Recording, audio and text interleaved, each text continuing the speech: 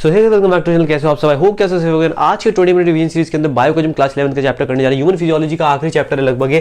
तो ये आपका चैप्टर का नाम है chemical coordination and integration. Very very important chapter. से पहले न्यूरो कोऑर्डिनेशन मैंने आपको पढ़ाया था, अगर आपने वो नहीं देखा फटाफट जाकर चेकआउट कर ले। एंड हमारे बायो के शॉर्ट नोट्स 2 to 3 पेजेस के शॉर्ट नोट्स में नीट में 90-95% क्वेश्चन हमारे शॉर्ट नोट्स से आते हैं। उसका जो लिंक है आपको डिस्क्रिप्शन में मिल जाएगा, इंग्लिश वर्ड आप डाउनलोड कर ले। पूरा प्रोसेस डिस्क्रिप्शन में दे रखा है कि कैसे आप उन नोट्स को एक्सेस कर सकते हैं। वो जो नोट्स हैं उन्हीं से हमारे यहाँ पे नीट के अंदर क्वेश्चन आते हैं, तो वो नोट्स आप बिल्कुल भी मिस आउट ना करें। डिस्क्रिप्शन में पूरा लिंक दे रखा है आपको। और अगर आप नए हो मेरे इंस्टाग्राम को फॉलो करो, लिंक डिस्क्रिप्शन में, और मेरे टेलीग्राम को फटाफट जाकर सब्सक्राइब कर दो, वहीं पे अपडेट्स आते हैं अपकमिंग वीडियो से रिलेटेड। वीडियो स्टार्ट करने से पहले मैं आपको बता दूं कि यहाँ पे नीट आपका बहुत पास आने वाला है, तो इसलिए मैं आपको रिकमेंड करूंगा कि आप अभी से यहाँ पे मॉक टेस्ट सॉल्व करने, सैंपल पेपर सॉल्व करने शुरू कर दें गाइस। एंड यहाँ पे आपके लिए सबसे बेस्ट जो रहेंगे वो रहेंगे आपके ओसवाल के, एनटीए के, नीट यूजी के जो आपके मॉक पेपर्स हैं। Very very important. यहाँ पे सबसे इंपॉर्टेंट बात कि ये जो मॉक टेस्ट है आपको इसके अंदर 10 मॉक टेस्ट मिलेंगे और ये बेस्ड ऑन अपडेटेड सिलेबस है नीट 2024 के। तो सबसे इंपॉर्टेंट, सबसे बात तो इंपॉर्टेंट यही रही, यहां पे आपको एक्सटेंसिव प्रैक्टिस देखने को मिलती है। 2000 से ज्यादा आपको क्वेश्चंस देखने को मिलते हैं इन प्रैक्टिस मॉक टेस्ट के अंदर, विद आपको उनके सॉल्यूशंस भी देखने को मिलेंगे। साथ साथ आपको यहां पे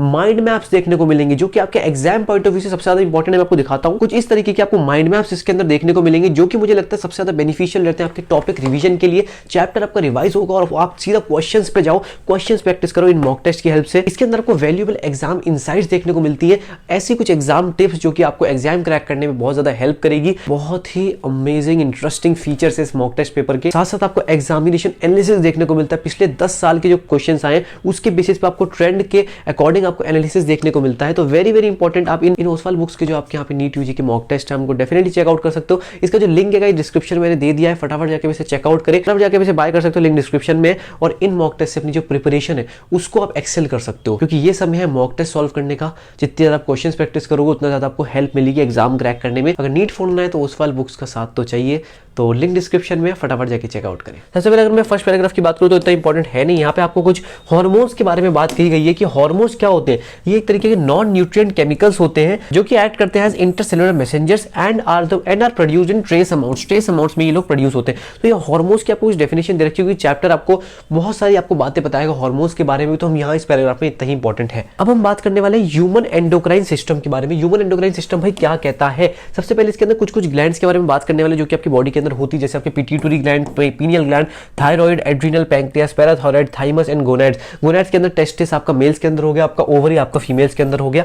ये आपके कुछ एंडोक्राइन बॉडीज होती हैं आपके अंदर, बॉडी के अंदर कुछ ग्लैंड्स होती हैं, इनके बारे में हम धीरे धीरे आपको डिस्कस आपको कर रहे होंगे। और अगर मैं बात करूं कुछ और ऑर्गन्स, जैसे आपका जीआईटी हो गया, आपका लिवर, किडनी, हार्ट, ये भी आपके हार्मोन्स का प्रोडक्शन में आपका रोल इनका हो रहा होता है। ठीक है, अब ये देखो यहाँ पे आपको पूरा डायग्राम दे रखा है। ठीक है, यहाँ पे सारी आपको ग्लैंड्स यहाँ पे प्रोवाइड की गई हैं, आप देख सकते हो। जैसे ये आपके हाइपोथैलेमस, ये आपके pineal gland, pituitary, thyroid, parathyroid gland हो गए यहाँ पे, thymus, pancreas, adrenal gland, testis आपका नीचे देखो, टेस्टिस मेल्स के अंदर हो गया, और आपके यहाँ पे ओवरी हो गया आपका फीमेल्स के अंदर। ठीक है, टेस्टिस मेल्स के अंदर हो गया। तो ये आपको कुछ पूरा डायग्राम के फॉर्म में सारी ग्लैंड्स के बारे में थोड़ा थोड़ा बताया गया है। अब मैं बात करने वाला हूँ सीधा हाइपोथैलेमस की। भाई हाइपोथैलेमस के बारे में थोड़ा थोड़ा पढ़ते हैं। हाइपोथैलेमस क्या कहता है? It contains several groups of neurosecretory cells इसके अंदर होते हैं, जिसको बोलता हूँ न्यूक्लियाई, जो कि प्रोड्यूस करते हैं हार्मोन्स। तो हार्मोन्स कौन प्रोड्यूस करता है? यहाँ पे न्यूक्लियाई हेल्प कर रहा होता है हार्मोन्स प्रोडक्शन के अंदर। और ये जो हार्मोन्स होते हैं ये रेगुलेट करते हैं किसकी सिंथेसिस? आपकी पिट्यूटरी हार्मोन्स की। जो पिट्यूटरी हार्मोन्स होते हैं उनकी regulation and synthesis of pituitary hormones में फंक्शन हो रहा होता है इन आपके हार्मोन्स का। ठीक है, अभी जो हार्मोन्स आपका प्रोडक्शन हो रहा होता है हाइपोथैलेमस से,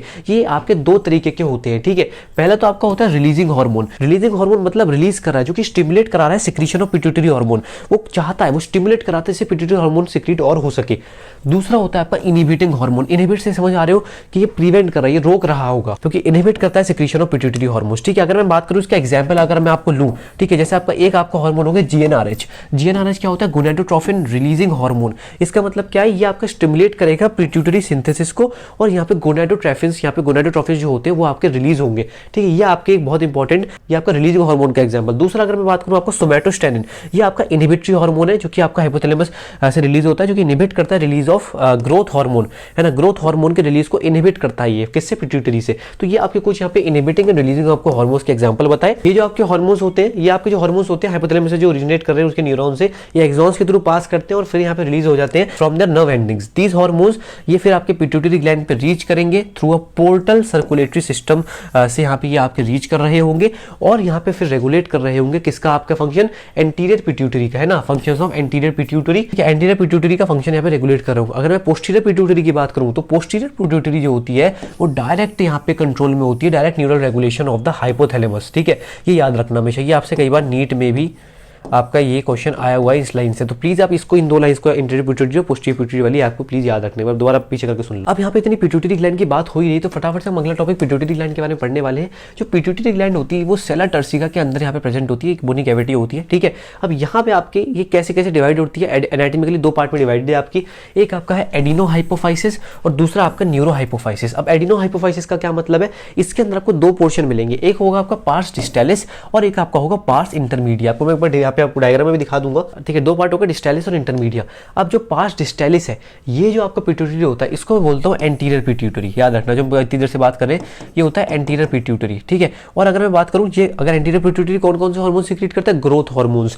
ठीक है, ग्रोथ हार्मोन हो गया, प्रोलैक्टिन हो गया, आपका थायराइड स्टिमुलेटिंग TSH हो गया, ACTH हो गया। ACTH क्या होता है, आपका एडिनोकॉर्टिकोट्रोफिन हार्मोन, फिर आपका LH हो गया ल्यूटिनाइजिंग हार्मोन है ना, फिर आपका फॉलिकल FSH हो गया आपका। ठीक है, ये आपके कुछ इंपॉर्टेंट हार्मोन्स है जो कि आपका एंटीरियर पिट्यूटरी सीक्रेट करता है। ठीक है, ये सारे आपको मैंने बता दिए। इसके बाद अगर मैं बात करूं पार्स इंटरमीडिया की, पार्स इंटरमीडिया जो होता है वो आपका सिर्फ एक हार्मोन सीक्रेट करता है जो कि होता है MSH। What is MSH? MSH is a melanocyte stimulating hormone. तो आपका पार्स इंटरमीडिया ये एक करता है और बाकी पार्स डिस्टेलिस जो मैंने आपको ऊपर बताया वो सारे वो करता है। ठीक है, अब यहाँ पे न्यूरो हाइपोफाइसिस की बात करूं जिसको मैं बोलता हूँ पार्स नर्वोसा।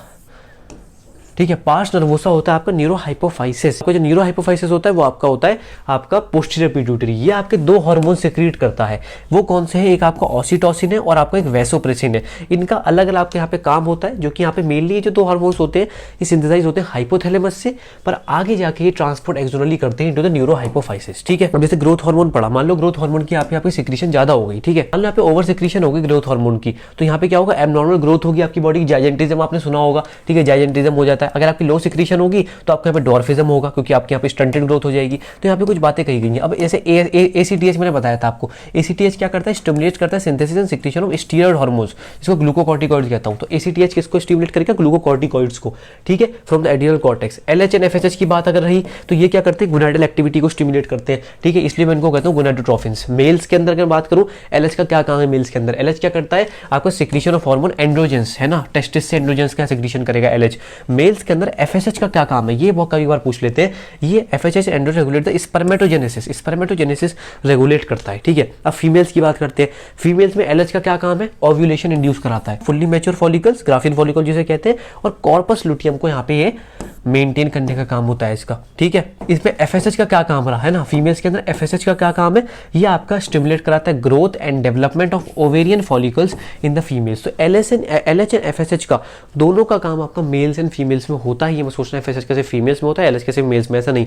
दोनों हार्मोन्स का काम दोनों आपके सेक्स में होता है, मेल्स एंड फीमेल्स में, तो वो आपको पता होना चाहिए। अब ऑक्सीटोसिन का क्या काम होता है, ये एक्ट करता है smooth muscles of our body और स्टिमुलेट कराता है उनकी कॉन्ट्रैक्शन। जैसे फीमेल्स में अगर विग्रस कॉन्ट्रैक्शन ऑफ यूट्रस हो गया at the time of child birth के टाइम पर, या फिर मिल्क इजेक्शन रिफ्लेक्स जो होता है वो आपका ऑक्सीटोसिन की वजह से होता है। ठीक है, अब वैसोप्रेसिन की बात करूं, ये आपका किडनी पे एक्ट करता है। वैसोप्रेसिन कहां एक्ट करता है, आपका किडनी पे एक्ट करता है। ठीक, किडनी पे एक्ट करता है और क्या स्टिमुलेट कराता है, स्टिमुलेट कराता है reabsorption of water and electrolytes by the distal tubules, और यहाँ पे आपका वाटर लॉस का रिडक्शन में आपका यहाँ पे काम हो रहा होता है इसका। ठीक है, Hence it is called ADH, anti diuretic hormone. ADH भी यहाँ पे इसका दूसरा नाम है वैसोप्रेसिन का। तो ये कुछ और नाम है, आपको याद रख सकते हो, अलग अलग टाइप से आपका आ सकता है। पीनियल ग्लैंड की बात करूं अगर, ये देखो यहाँ पे डायग्राम जो दे रखा है इसमें सारी चीज दे रखी है, hypothalamus, hypothalamic neurons, portal circulation की वजह से पोस्टीरियर पिट्यूटरी ये रहा, आपका एंटीरियर पिट्यूटरी आपका ये रहा। ठीक है, बस आपको डायग्राम में देख लेना, इतना कुछ इंपॉर्टेंट है नहीं। पढ़ते हैं पीनियल ग्लैंड। जो पीनियल ग्लैंड का मेन आपका क्या फंक्शन है, it helps in maintaining the normal rhythm of sleep wake cycle, body temperature. ये वेरी वेरी इंपॉर्टेंट है, ये कई बार आपसे नीट में भी पूछा गया है कि आपका स्लीप वेक साइकिल और आपका जो बॉडी टेम्परेचर जो होता है वो कौन मेंटेन करता है, दैट इज पाइनियल ग्लैंड हो गया। इन एडिशन आपका जो मेलाटोनिन होता है ऑल्सो इन्फ्लुएंसेस मेटाबॉलिज्म, पिगमेंटेशन और menstrual cycle as well as defence capability. ये जो मेलाटोनिन पिगमेंट होता है ये भी आपका इन चीज़ों को यहाँ पे देख रहा होता है। ये याद रखना, पीनियल ग्लैंड आपका मेलाटोनिन से जो हार्मोन होता है यही सिक्रीट करता है। ठीक है, मेलाटोनिन आपको बोला था, मेलाटोनिन से स्लीप वेक साइकिल आपकी यहाँ पे मेंटेन होती है, बॉडी टेम्परेचर वगैरह। ठीक है, अब हम बात करने वाले थायराइड ग्लैंड की। ठीक है, थायराइड ग्लैंड ग्लैंड भाई क्या होता है, it is composed of follicles या फिर स्ट्रोमल टिश्यूज अगर मैं बोलूँ, ये दो चीजें आपके यहाँ पे थायराइड ग्लैंड के अंदर होती है। अब आपके जो फॉलिकुलर सेल्स होते हैं थायराइड ग्लैंड के अंदर, ये कौन कौन से हार्मोन सीक्रेट करते हैं, दो हार्मोन सीक्रेट करते हैं, एक होता है T4 हार्मोन, एक होता है T3 हार्मोन। इन दोनों के नाम यहाँ पे दे रखे हैं, T4 का थायरोक्सिन लिख सकते हो, या फिर एक बड़ा सा नाम है टेट्रा आइडोथायरोनिन, मेन लोगों को याद रहता है। दूसरा आपका यहाँ पे T3 को बोलता हूँ ट्राई आइडोथायरोनिन, ठीक है। ये आपके कुछ T3 एंड T4 हार्मोन है जो कि सीक्रेट होते हैं। अब आयोडीन का क्या काम होता है, आयोडीन क्या होता है, ये आपका एसेंशियल होता है normal rate of hormone synthesis in the thyroid. अगर आयोडीन है तो आपको जो ये हार्मोन्स हैं आपके थायराइड से रिलीज हो रहे हैं, ये बोल की नॉर्मल सिंथेसिस चलती रहेगी। आयोडीन का काम होता है, अगर मान लो आयोडीन की डेफिशिएंसी हो गई, जिसको मैं बोलता हूँ हाइपोथायरॉयडिज्म, तो उसमें क्या होता है आपका एनलार्जमेंट हो जाता है थायराइड ग्लैंड। गॉइटर आपने सुना होगा, तो गॉइटर आपको डेफिशिएंसी ऑफ आयोडीन की वजह से तो होता है, ठीक है। मान लो हाइपोथायरॉयडिज्म हो जाए आपका ड्यूरिंग प्रेगनेंसी हो जाए हाइपोथायरॉयडिज्म, तो क्या होगा, जो बेबी आएगा वो आपका स्टंटेड ग्रोथ होगी, उसमें क्रेटिनिज्म जिसे कहते हैं, मेंटल रिटार्डेशन हो सकती है, लो इंटेलिजेंस आपका क्वेश्चन हो सकता है, एबनॉर्मल स्किन, डेफ म्यूटिज्म, ये सब आपकी चीज़ हो सकती है अगर आपका हाइपोथायरॉयडिज्म होगा प्रेगनेंसी के टाइम पे। अब यहाँ पे अगर मैं बात करूँ कैंसर हो जाए आपका थायराइड ग्लैंड के अंदर, तो यहाँ पे due to cancer of the thyroid gland, तो यहाँ पे जो rate of synthesis and secretion of thyroid है हार्मोन्स, वो यहाँ पे इंक्रीज हो जाएगी बहुत ज़्यादा। आपकी जो हार्मोन्स होंगे उनकी रेट आपका इंक्रीज हो जाएगा, जिससे आपका एबनॉर्मल हाई लेवल्स हो जाएंगे। अगर आपका थायराइड हार्मोन बहुत ज़्यादा बढ़ गया तो उससे क्या होगा, हाइपर थायराइडिज्म हो जाएगा, जो कि यहाँ पे बॉडी फिजियोलॉजी को बहुत ज़्यादा इफेक्ट करता है। तो हाइपो भी और हाइपर भी, ये दोनों ही गलत है, आपका नॉर्मल लेवल आपका होना चाहिए, ठीक है। देखो यहाँ पे दे रखा है, यहाँ पे देखो ये रे वोकल कॉर्ड, ये रे आपके यहाँ पे थायराइड ग्लैंड्स, ये रहा आपका ट्रैकिया, ठीक है, ये आपको दिखा रखा है, ठीक है। देखो ये रही आपकी पैराथायराइड ग्लैंड्स, ये रही आपकी पैराथायराइड ग्लैंड जो रेड रेड से आपको दिख रही है, तीस ज़्यादा पैराथायराइड ग्लैंड, ये आपकी बड़ी बड़ी जो ये है ये आपकी थायराइड ग्लैंड्स है, ठीक है। ये आपको दिख गया, समझ में आ गया पैराथायराइड और थायराइड कैसे कैसे है। अब आप याद रखना रेगुलेशन ऑफ BMR में आपका काम होता है थायराइड हार्मोन्स का, basic metabolic basal metabolic rate आपको यहाँ पे करता है, और आपका रेड सेल फॉर्मेशन में भी आपकी हार्मोन्स आपकी हेल्प कर रहे होते हैं। Metabolism, carbohydrates, proteins and fats में भी हेल्प कर रहे होते हैं। वाटर एंड इलेक्ट्रोलाइट बैलेंस भी आपका हेल्प कर रहे होते हैं। थायराइड ग्लैंड जो होता है प्रोटीन सीक्रेट करता है, जिसको बोलता हूँ थायरोकैल्सिटोनिन, जिसे बोलता हूँ TCT, जो कि क्या करता है थायरोकैल्सिटोनिन होता है। तो कैल्सी से समझ में आ रहा है, कैल्शियम का कुछ होगा, तो ये आपका क्या करता है, रेगुलेट करता है ब्लड कैल्शियम लेवल्स। कौन, TCT, दैट इज थायरोकैल्सिटोनिन। समझ में आ गया। ये आपके कुछ थायराइड हार्मोन जो कितने सारे हार्मोन्स रिलीज होते हैं, इनका फंक्शन ही बता दिया मैंने आपको। अब हम बात करते हैं पैराथायराइड, जो मैंने आपको दिखाई भी। पैराथायराइड याद रखना, ह्यूमन के अंदर 4 पैराथायराइड ग्लैंड्स होती हैं, 1 pair each in the 2 lobes of the thyroid gland, जो कि मैंने आपको दिखा दिया है ना, एक पेयर होता है आपके हर एक लोब के अंदर। अब जो पैराथायराइड ग्लैंड होती है ये कौन सा हार्मोन सीक्रेट करती है, पैराथायराइड हार्मोन, PTH जिसे बोलता हूँ। पैराथायराइड हार्मोन का काम क्या होता है, ये इंक्रीज करता है कैल्शियम लेवल्स को ब्लड के अंदर, ठीक है, कैल्शियम लेवल्स को इंक्रीज करेगा आपके ब्लड के अंदर। PTH का काम ये होता है। और क्या काम होता है, कैल्शियम से रिलेटेड ही होता है, ठीक है। स्टिमुलेट करता है reabsorption of calcium by the renal tubules, और फिर आपका कैल्शियम एब्जॉर्प्शन को इंक्रीज करता है in the digested from the digested food. याद रखना ये हाइपर कैल्सियमिक हार्मोन है, मतलब कैल्शियम का यहाँ पे एब्जॉर्प्शन बढ़ा रहा है, कैल्शियम लेवल्स बढ़ा रहा है ब्लड के अंदर, तो क्या करेगा, it increases the blood calcium level. वही हाइपर कैल्सियमिक हार्मोन है, कौन, PTH। जो मैंने आपको TCT बताया था थायरोकैल्सिटोनिन ऊपर वाला, वो उसकी ये इसके साथ मिलकर एक सिग्निफिकेंट रोल प्ले करता है कैल्शियम बैलेंस यहाँ पे मेंटेन करने के लिए बॉडी के अंदर। TCT बताया था थायरोकैल्सिटोनिन थायरोइड ग्लैंड से रिलीज हो रहा था, बाकी जो PTH है ना, पैराथायराइड हार्मोन, ये आपका पैराथायराइड ग्लैंड से रिलीज हो रहा है। थाइमस की बात करते हैं, थाइमस याद रखना इम्यूनिटी से काफी रिलेटेड होता है। तो थाइमस जो होता है ये लोकेटेड होता है कहाँ पे, lungs, between the lungs, behind the sternum, on the ventral side of the aorta में यहाँ पे प्रेजेंट होता है, बिहाइंड द लंग्स। आप याद रखना ये इसका मेजर रोल क्या होता है, development of the immune system. Immune system के डेवलपमेंट में काम होता है थाइमस का। याद रखना जैसे जैसे एज बढ़ती जाती है थाइमस का साइज छोटा होता जाता है, तो इम्यूनिटी हमारी कम होती जाती है, इसलिए यहाँ पे डेथ अगर होती है, अगर कोई भी और आपको डिजीज ना हो उसमें, ठीक है। This gland secretes the peptide hormone thymosins, यहाँ पे सिक्रीट कर रहे होते हैं। थाइमोसिस का क्या काम होता है, ये आपका डिफरेंशिएशन ऑफ T लिम्फोसाइट्स करेगा। T लिम्फोसाइट्स का क्या काम होता है, सेल मीडिएटेड इम्यूनिटी में आपका काम होता है T लिम्फोसाइट्स का। याद रखना T लिम्फोसाइट्स का काम होता है सेल मीडिएटेड इम्यूनिटी में। ये थाइमोसिन्स है तो प्रोडक्शन ऑफ एंटीबॉडीज यहाँ पे आपके यहाँ पे प्रमोट करेंगे उस चीज को, जिससे आपको ह्यूमरल इम्यूनिटी आएगी, है ना। एंटीबॉडीज जहाँ आती है तो वहाँ ह्यूमरल इम्यूनिटी आती है, याद रखना, ठीक है। और यही चीज लिखिए, देखो ओल्ड इंडिविजुअल्स में डीजेनरेट होता जाता है और यहाँ पे थाइमोसिन्स का प्रोडक्शन कम होता जाता है, तो भाई इम्यून सिस्टम हमारा धीरे धीरे जैसे एज बढ़ती है वो वीक होता जाता है। अब एड्रिनल ग्लैंड की बात करूं तो हमारी बॉडी के अंदर एक पेयर ऑफ एड्रिनल ग्लैंड है, जो कि आपकी 1 at anterior part of each kidney में आपको यहाँ पे देखने को मिल रहा होगा। इस ग्लैंड के अंदर 2 पार्ट होंगे, एक एड्रिनल मेडुला, एक adrenal cortex.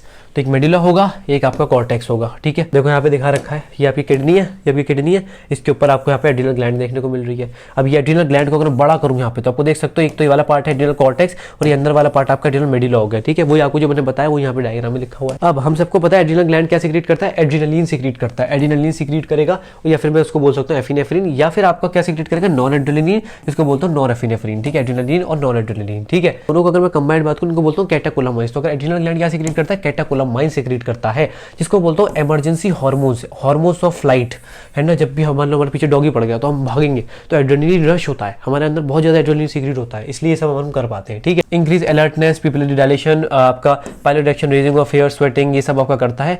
Both the hormones increase the heart beat, मैंने वही कहा ना, डॉगी पीछे पड़ जाए तो वही सब सारी चीजें करता है। हार्ट बीट इंक्रीज करता है, strength of heart contraction, rate of respiration, ये सारी चीज बढ़ा देता है। ठीक है, अब एड्रिनल कॉर्टेक्स की बात करूं, ये आपका डिवाइडेड होता है 3 लेयर्स के अंदर, है ना। It is divided into 3 layers. अब ये कौन से आपके लेयर्स हैं, एक तो आपकी होती है जोना रेटिकुलरिस, इनर लेयर सबसे, फिर आपकी जोना फेसिकुलेटा मिडिल लेयर, और फिर आपकी होती है जोना ग्लोमेरुलोसा जो कि आपकी आउटर लेयर होती है। तो इनर से आउटर की आपकी तरफ 3 लेयर होती है आपकी कॉर्टेक्स के अंदर। याद रखना एड्रिनल कॉर्टेक्स क्या सीक्रेट करता है, कॉर्टिकॉइड सीक्रेट करता है। और ये जो कॉर्टिकॉइड्स होते हैं, अब जो कॉर्टिकॉइड्स आपके इन्वॉल्व होते हैं कार्बोहाइड्रेट मेटाबॉलिज्म में, उनको कहते हैं ग्लूकोकॉर्टिकॉइड, जैसे एग्जांपल कॉर्टिसोल हो गया। और जो आपके रेगुलेट करते हैं balance of water and electrolytes, उनको बोलता हूँ मिनरल कॉर्टिकॉइड्स। और इसमें aldosterone very very important example है, जो कि यहाँ पे very very important mineral corticoid है। ठीक है, अब जो ग्लूकोकॉर्टिकॉइड्स होते हैं ये ग्लूकोनियोजेनेसिस को प्रमोट करेंगे, लाइपोलाइसिस को, प्रोटियोलाइसिस को, और इनहिबिट करेंगे cellular uptake and utilization of amino acids. Amino acids के यूटिलाइजेशन को इनहिबिट करेंगे। कॉर्टिसोल मैंने आपको बताया था वेरी वेरी इंपॉर्टेंट ग्लूकोकॉर्टिकॉइड है।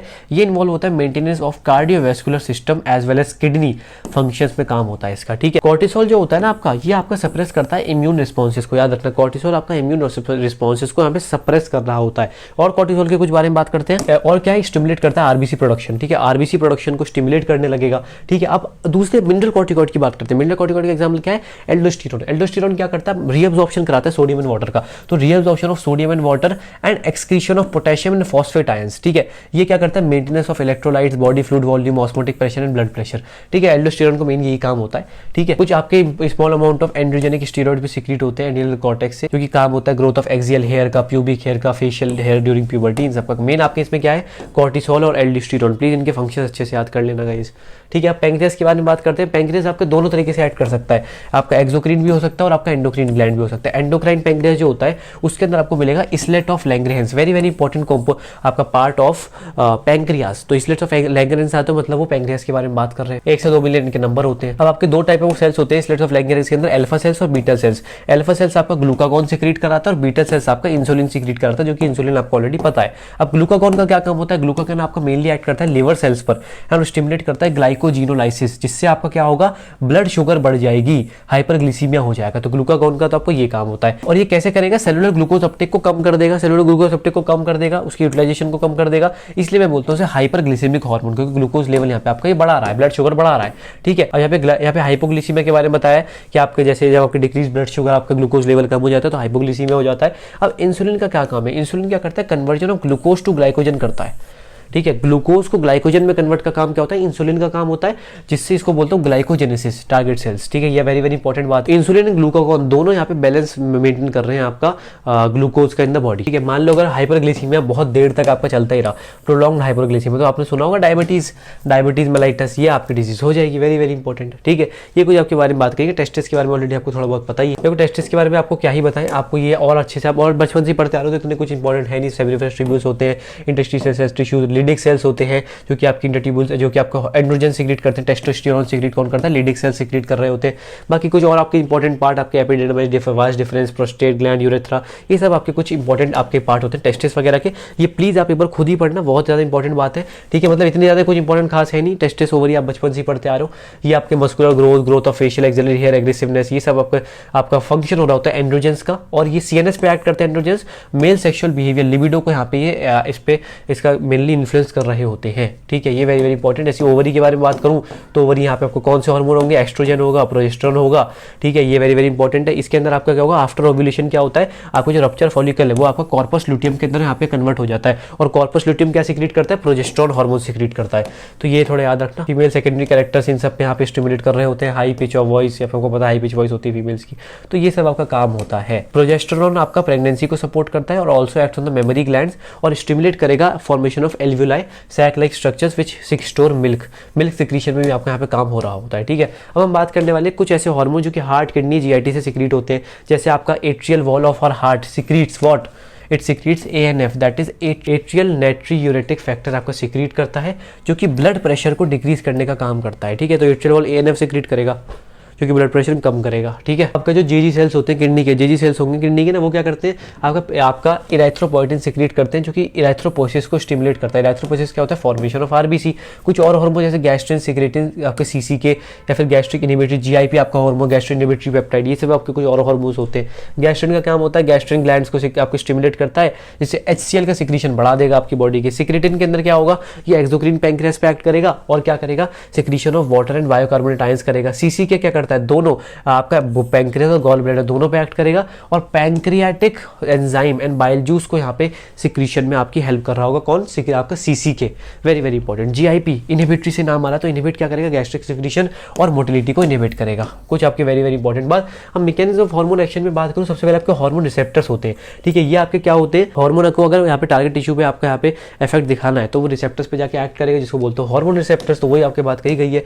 यहाँ पे क्या होता है? हार्मोन रिसेप्टर कॉम्प्लेक्स का फॉर्मेशन हो जाता है, ठीक है। हार्मोन रिसेप्टर कॉम्प्लेक्स का फॉर्मेशन हो गया, ठीक है। आपके जो हार्मोन्स होते हैं डिवाइड होते हैं आपके कुछ बेसिस पे ग्रुप्स में। सबसे पहले आपका हो गया पेप्टाइड, पॉलीपेप्टाइड, प्रोटीन हार्मोन, जैसे इंसुलिन, ग्लूकागॉन, पिट्यूटरी हार्मोन, ये सब आपके इसके अंदर आ गए।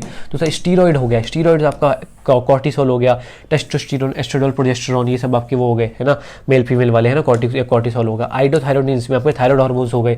अमीनो एसिड डेरिवेटिव्स में आपका एफिनेफ्रिन हो गया। तो ये आपको नाम याद रखने, ये 4 ग्रुप्स में आपके डिवाइडेड होते हैं बेसिकली आपके हार्मोन्स, ठीक है। कुछ आपके हार्मोन्स होते हैं जो कि इंटरेक्ट करते हैं विद मेम्ब्रेन बाउंड रिसेप्टर्स, ठीक है। मेम्ब्रेन बाउंड, जो मेम्ब्रेन पे आपके रिसेप्टर्स होते हैं, उनके साथ डायरेक्टली आकर यहाँ पे आपके इंटरेक्ट करते हैं, and normally do not enter the target cell. Target cell के अंदर एंटर नहीं करते, बट उसके बिहाफ में क्या करते हैं? सेकेंडरी मैसेंजर्स जनरेट कर देते हैं, जैसे आपके साइक्लिक AMP, आपका IP3 कैल्शियम, है ना। फिर उसके बाद वो जाके यहाँ पे मेटाबॉलिज्म हो रही होती है। कुछ आपके हार्मोन्स होते हैं जो कि आपके इंट्रासेलुलर रिसेप्टर से जाके एक्ट करते हैं, जैसे आपके स्टीरॉइड हार्मोन्स, आइडोथायरोइड्स।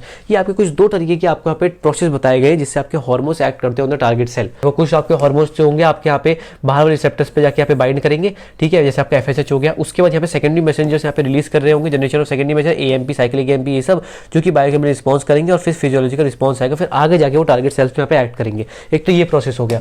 दूसरा प्रोसेस आपका क्या हो गया? डायरेक्टली वो आपके यहाँ पे, जैसे आप देख सकते हो, डायरेक्टली वो यहाँ पे, जैसे आपको हार्मोन हो गया एस्ट्रोजन, या कोई डायरेक्टली आपके यहाँ पे आपके अंदर जाके रिसेप्टर्स पे, वो डायरेक्टली जाके आपके इंट्रासेलुलर रिसेप्टर्स पे जाके एक्ट करेंगे, और यहाँ पे हार्मोन रिसेप्टर कॉम्प्लेक्स का फॉर्मेशन हुआ, ठीक है। और ये आपका पूरा यहाँ पे रिस्पॉन्स फिर आपका निकल के आ गया। तो ये आपको कुछ चीजें बताई गई, 2 टाइप के आपके रिस्पॉन्सेज हैं। और फिर आपके आगे यहाँ पे समरी, आपको मैं हमेशा कहता हूँ कि समरी आपको हमेशा पढ़नी होती है, डेफिनेटली रीड आपको करनी होती है, क्योंकि हमेशा इंपॉर्टेंट रहती है। आखिरी में जो आपको डायग्राम दे रखे हैं वेरी वेरी इंपॉर्टेंट है। 2 टाइप के रिस्पॉन्सेज, एक डायरेक्टली एक्ट कर रहा है और एक आपका सेकेंडरी मैसेंजर्स के थ्रू एक्ट कर रहा है, ठीक है। आई होप कि डेफिनेटली आपको वीडियो पसंद आएगी। वीडियो पसंद आए तो वीडियो को लाइक, चैनल को सब्सक्राइब करना ना भूले। मेरे इंस्टाग्राम का लिंक है डिस्क्रिप्शन में, फटाफट जाकर फॉलो कर ले। हमारे टेलीग्राम को जाकर सब्सक्राइब कर दे, वहीं पर अपडेट्स आते हैं आपके वीडियो से रिलेटेड। और आपको प्लीज, आपको अच्छी लग रही वीडियो, बहुत मेहनत लगती है, सब्सक्राइब मारो, दोस्तों में शेयर करो, और मिलते हैं नेक्स्ट वीडियो में। Still good bye bye.